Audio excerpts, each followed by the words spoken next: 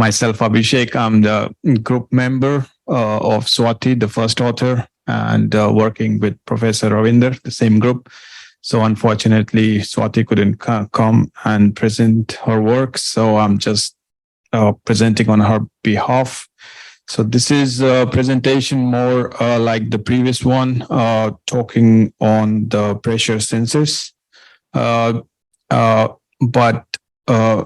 unlikely like the previous one, it's based on piezoelectric materials. And in this case, the work is to develop the piezoelectric pressure sensor is based on molecular ferroelectric for flexible application. The work was carried out at the University of Glasgow with BEST group, and now the group is at Northeastern University. So the motivation behind pressure sensor, as we saw in the last presentation, is similar. It has endless application. Once you make this pressure sensor on a flexible substrate, applications can go in wearable electronics, human-machine interactions, electronic skin patches for, again, robotic application, healthcare application, and so on. And there are different mechanisms which governs this change in the applied pressure to sense, to make it in electronic signals. In the last work we saw, they were using resistive sensors, but piezoresistive, resistive, or piezocapacitive, they need energy, external power supply to operate. There are other two categories which are claimed as self-powered sensors, so they doesn't need any external battery. So these are piezoelectric and triboelectric based pressure sensors. And in this work, we are exploring piezoelectric based on the molecular ferroelectrics. So why molecular ferroelectrics or organics in general? In organics, we know they have advantages of high performance, high saturation polarization, for example, dielectric constants as well researched last 50 years or more than that. But the drawbacks is that high temperature needed.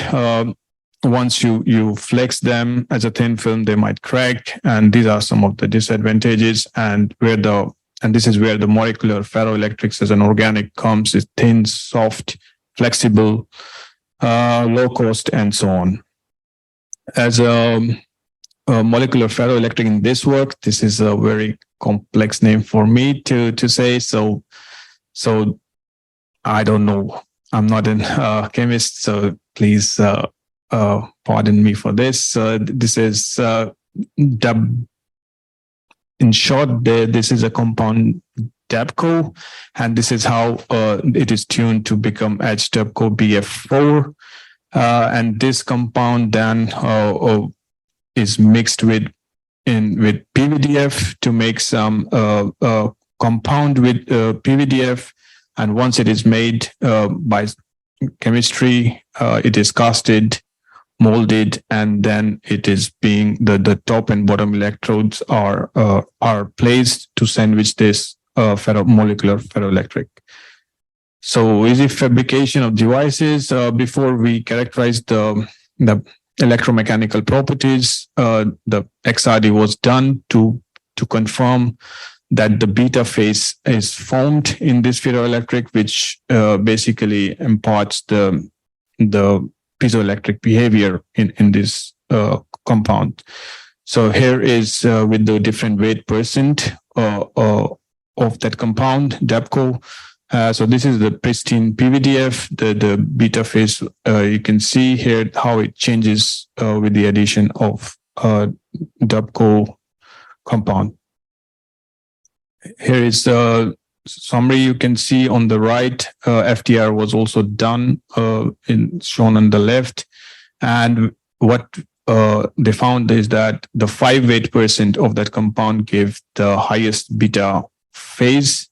And this is also shown in the electromechanical properties. Later on, we'll see this is the optical images of the film with the different weight percentage, 3, 5, 10, and 15.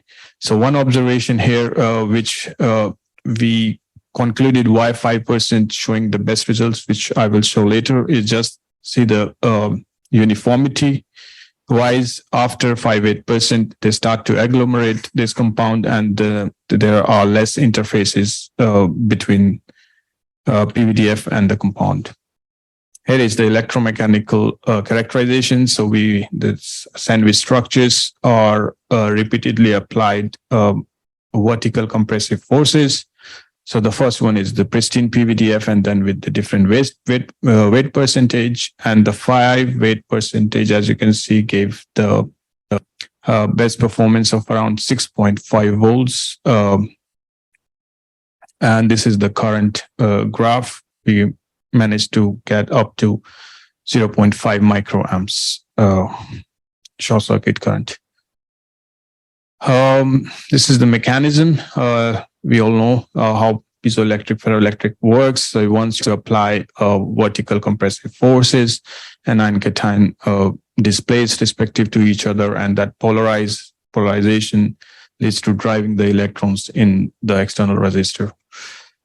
This is the frequency dependent dielectric constant measured, and it's around 3.1 at 1 kilohertz. This is different pressure applied, and this is the maximum voltage 6.5 again at 12.8 and 2 volt at 1.6. Extracting the peak values from this graph and plotting here with the voltage and pressure, we managed to get the sensitivity of around 0.4 volt per kilopascal. Comparing to the literature, these are some of the comparison made, and this is the number we get the highest for this kind of compound.